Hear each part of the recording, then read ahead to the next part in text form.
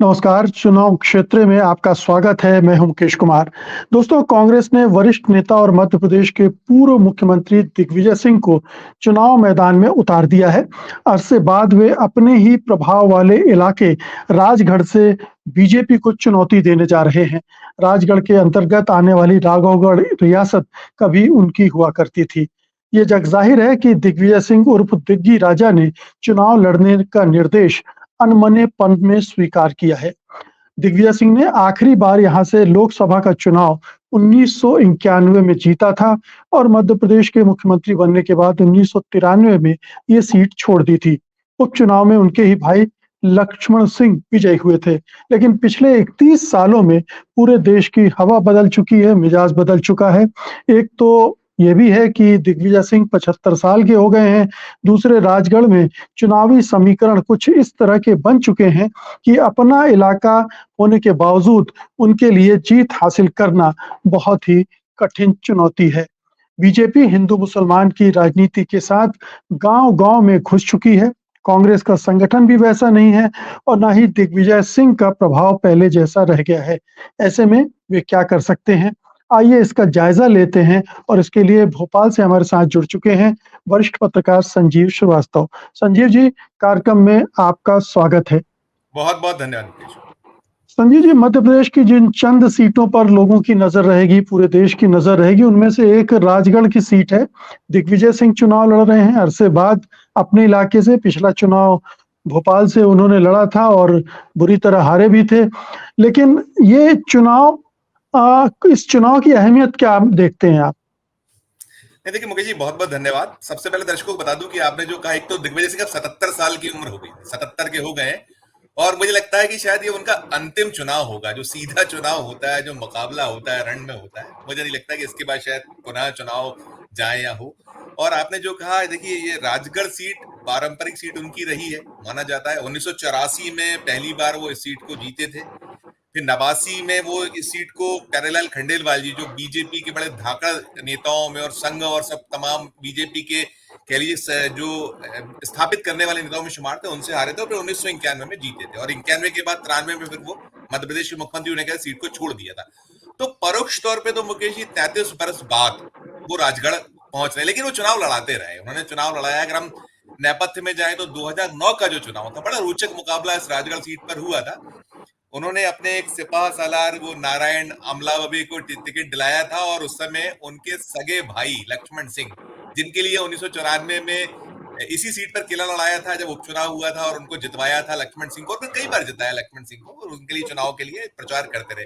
तब वो बीजेपी में जा चुके थे लक्ष्मण सिंह। मुकाबला सीधा 2009 का उनसे हुआ था और उसमें वो जितवाने में अपने सिपाह सालार को सफल हुए थे। लेकिन आपने जो अपने ओपनिंग रिमार्क में कहा कि अब पानी बहुत बह चुका है, अब वो दौर नहीं है जो पहले कभी होता था। अब ना तो कांग्रेस के पास संगठन है, ना दिग्विजय सिंह उस कद में है। एक वो दौर भी था जब 2003 का विधानसभा वो हारे थे, तो 2003 में उन्होंने उस चुनाव के ठीक पहले प्रण लिया था, यदि वो चुनाव हार गए तो 10 सालों तक कोई चुनावी राजनीति नहीं करेंगे, कोई पद नहीं स्वीकार करेंगे। इस तरीके का उन्होंने एक संन्यास या प्रण लिया था और उसको फिर निभाया भी था वो 10 सालों तक। लेकिन वो संन्यास के दौर में भी राजनीति क्षेत्र में जिंदा रहे थे, और जिंदा रहना अपने आप में एक वो था। और फिर उन्होंने चुनाव लड़ाया, 2009 में जीता। लेकिन अगर हम आज की बात करें तो आज जो क्षेत्र है, देखिए अब यहाँ 3 जिले हो चुके हैं मध्य प्रदेश। ये जो राजगढ़ सीट है, 3 जिलों से बनकर एक सीट है। एक तो राजगढ़ प्रॉपर जिला है, जहां से 5 सीटें आती हैं। 5 सीटों में यदि आप मुझे अनुमति देते हो पढ़ देता हूँ। वो जो 5 सीटें हैं वो राजगढ़ है, ब्यावरा है, नरसिंहगढ़ है, खिलचीपुर और सारंगगढ़।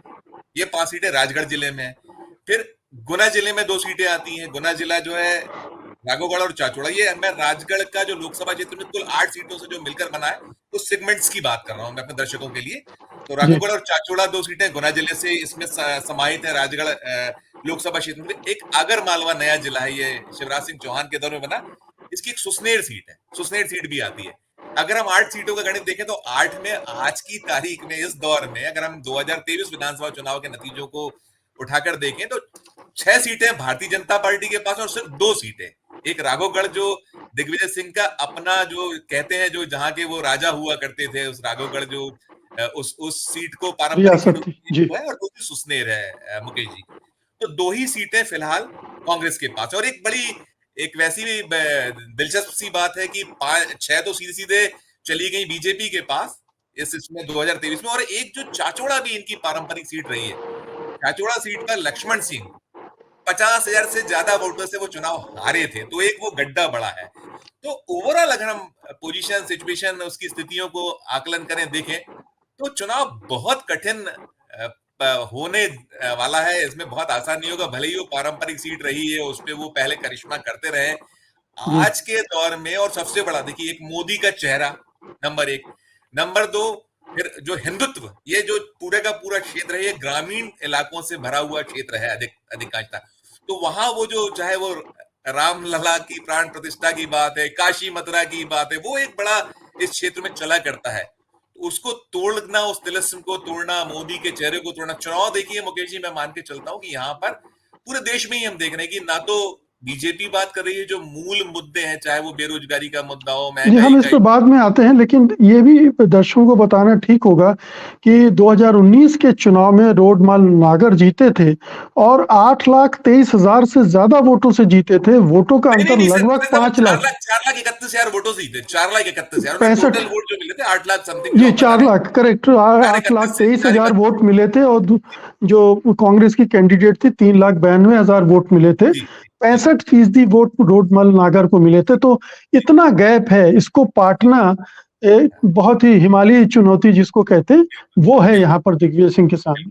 जी, बिल्कुल, निश्चित तो ये भी ये है। और दूसरा ये भी है, देखिए, दिग्विजय सिंह यदि सबसे ज्यादा नाक में दम करने वाले देश में कोई नेता है, चाहे वो प्रधानमंत्री नरेंद्र मोदी हो, अमित शाह हो, बीजेपी हो, आरएस, उनके बड़े तलखियत भरे बयान रहते हैं। वो अपने जो इश्यूज रेज करते हैं, अनेक बार देखा है हमने कि वो बहुत परेशान करते हैं।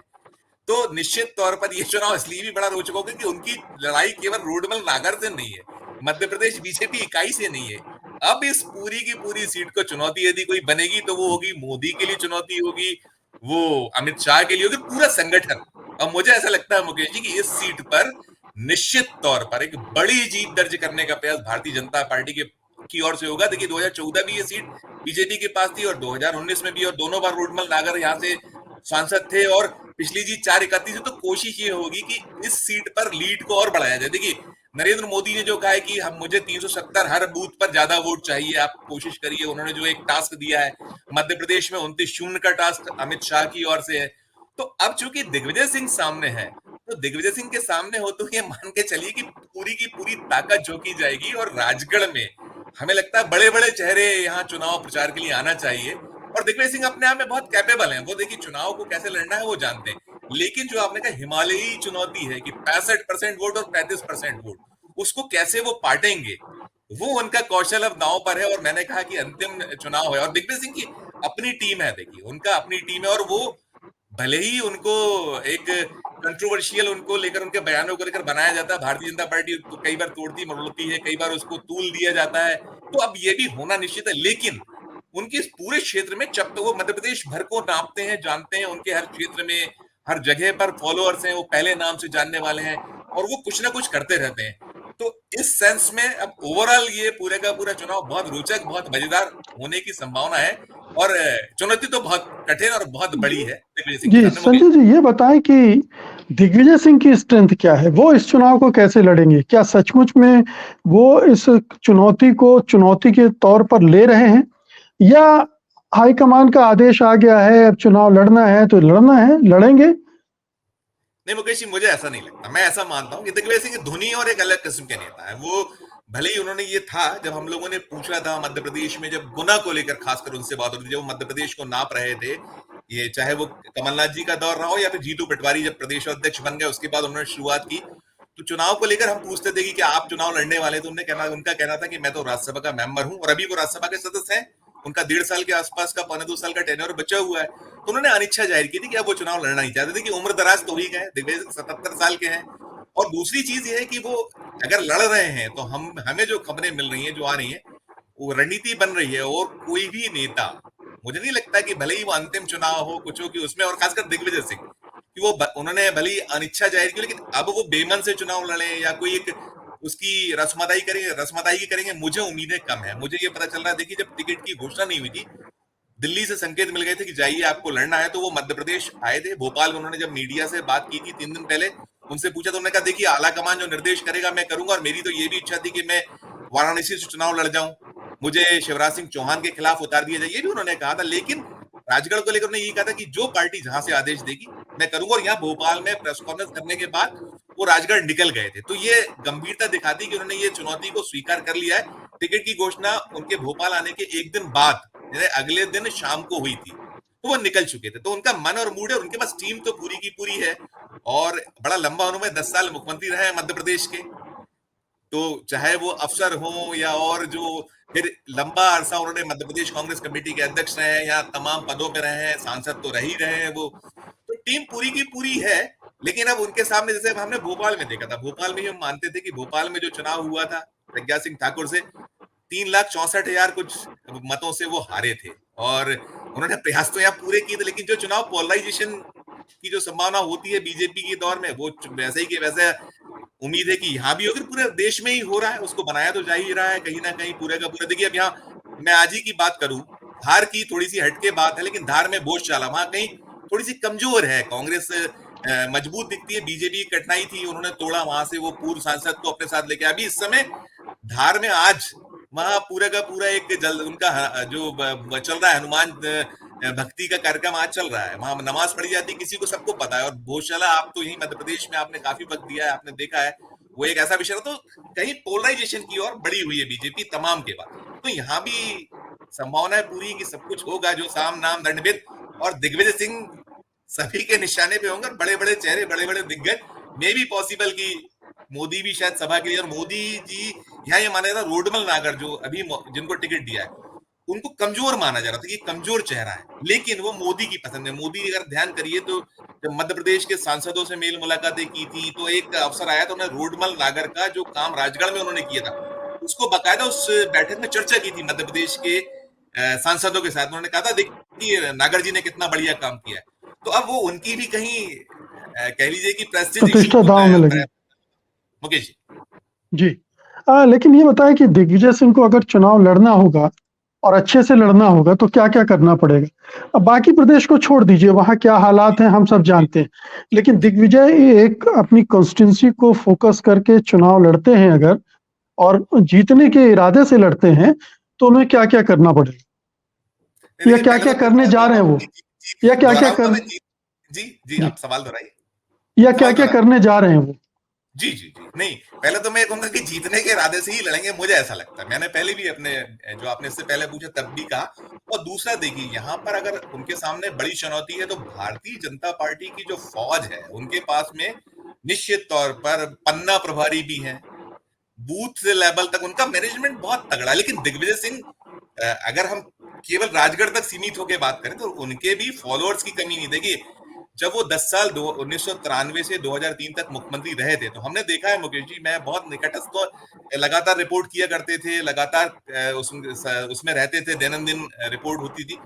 तो वो एक पूरे का पूरा राजगढ़ के प्रति तो उनका बड़ा असीम स्नेह रहा है, उन्हें कभी भूले नहीं। वो भले ही वो राघवगढ़ के विधायक हो गए थे, लेकिन जो चाहे वहां कह लीजिए कि स्वास्थ्यगत समस्याएं हो या उन्होंने शैक्षणिक जो कोशिशें की गई हो, प्रयास उन्होंने किए, तो स्वास्थ्यगत तो जबरदस्त था कि कोई बता दे कि राजगढ़ का व्यक्ति है, तो राजगढ़ के व्यक्ति को दिल्ली तक एम्स में भेजना हो या और उपचार कराना, तो बड़ा एक उनका जो एक नाता या रिश्ता रहा है, बड़ा ऐसा रहा है कि अब हम ये कह सकते हैं कि शायद अब वो राजगढ़ के लोग जो वोटर हैं उनके लिए थोड़ी धर्म संकट की भी स्थिति होना चाहिए कि वो अगर वो भूल गए हो। हालांकि बहुत 2003 और 2024 एक लंबा अरसा है, 2003 तक दिग्विजय सिंह मध्य प्रदेश के मुख्यमंत्री थे, 1993 से 2003 तक।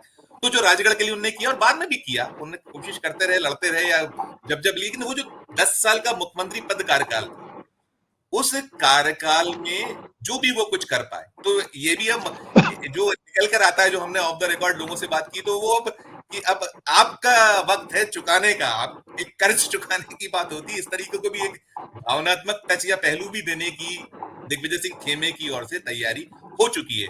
और अब उनको तिलस्म तोड़ना होगा, ये जो चाहे राम मंदिर का इश्यू हो, मैंने जैसे कहा कि पूरा ग्रामीण क्षेत्र जुड़ा हुआ है, तो उसमें राम मंदिर का तड़का भी होगा, काशी मथुरा भी होगा, और धर्म और जो पोलराइजेशन की बहुत कोशिश, वो उस तिलस्म को तोड़ना, और जो नहीं हो पाया, अब इनको दिग्विजय सिंह को भी जवाब देना है कि राजा साहब आपने खुद ने भी 10 साल में क्या कर पाए थे एक चीज, और फिर आप जब 3 सेट हो तो 3 से 24 तक कितनी आपने सुधरी।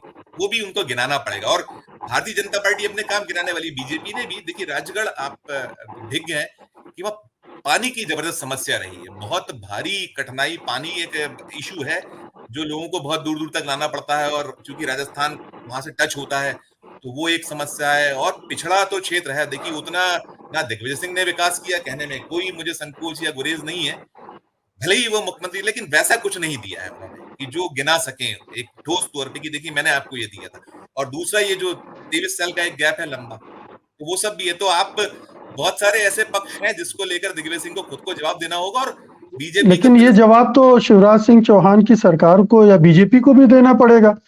इतने नहीं, लंबे निश्चित अरसे के बाद एक लंबा समय रहा और उन्होंने क्या किया, कितना विकास हुआ राजगढ़ का, ये जवाब तो उनको भी देना पड़ेगा। नहीं तो और लेकिन ये मुकेश तो जी, सत्ता जी में है वो।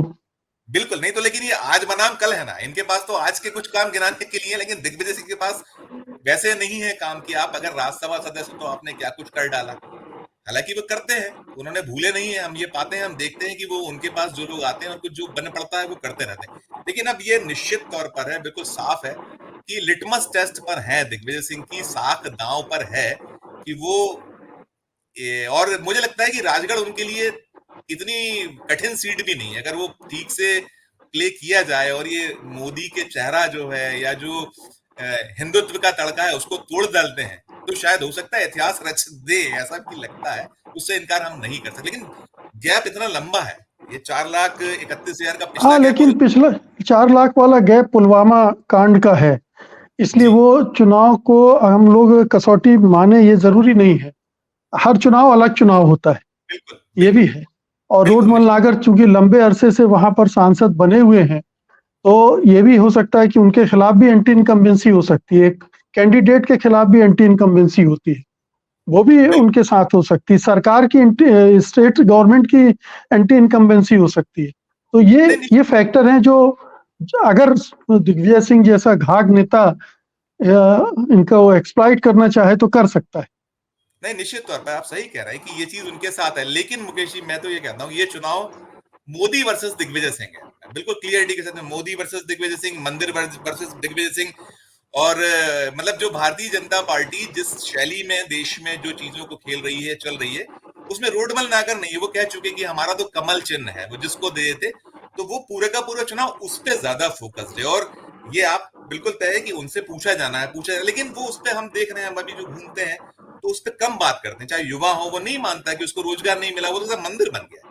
तो इस तिलिस्म को तोड़ना ही सबसे एक कठिन चुनौती दिग्विजय सिंह के सामने या कांग्रेस के सामने होगी। मुकेश जी, शुक्रिया संजीव जी। हम इस कंस्टिट्यूंसी पे लगातार नज़र बनाए रखेंगे, और चूंकि ये सिलसिला चुनाव क्षेत्र का आज से शुरू किया है और आप उसमें पहले भागीदार हैं, आपका बहुत बहुत बहुत शुक्रिया समय निकालने के लिए। हम और भी चुनाव क्षेत्र पर बातचीत करते रहेंगे। बहुत बहुत आपका बहुत शुक्रिया आपका। धन्यवाद, आपका बहुत